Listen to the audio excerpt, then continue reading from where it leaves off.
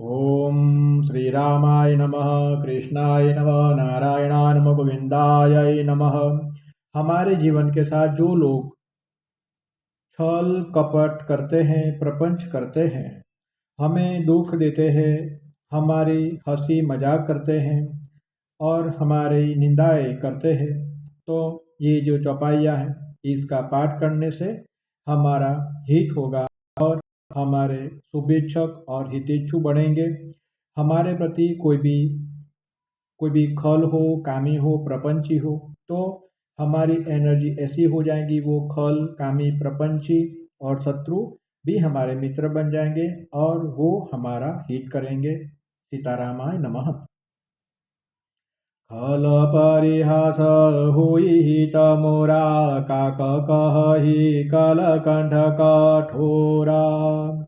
हंस ही बगदा दूरचातक ही, हसहि मलिन खल विमल बत कही। कवि तरसी कन राम पद नेहू, तिन कह सुखद हास रस एहू। भास बनीति भोरी मति मोरी, हसी बेजोग हसे नहीं खोरी। प्रभु पद प्रीति न सामु जिनिकि, तिन्हि कथा सुनि लागी फीकी। हरिहर पद रति मति न कुतरकी, तिन्ह कहु मधु कथा रघुबर की। राम भगति भूषित जिय जानि, सुनिहि सुजन सराहि शुभानि। कवि न हो नाही बचन प्रवीणु, सकल कला सब विद्याहीनु। आखर अर्थ अलंकृति नाना, छंद प्रबंध अनेक विधानम्।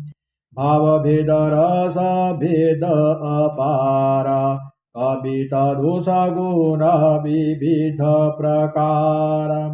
कविता विवेक एक नहीं मोरे, सत्य कहूँ लिखि कागज कोरे।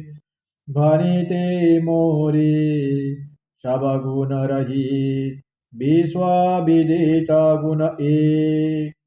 सो विचारी सुनी हई, सुमति जिन्ह के विमल विवेक। प्रपंच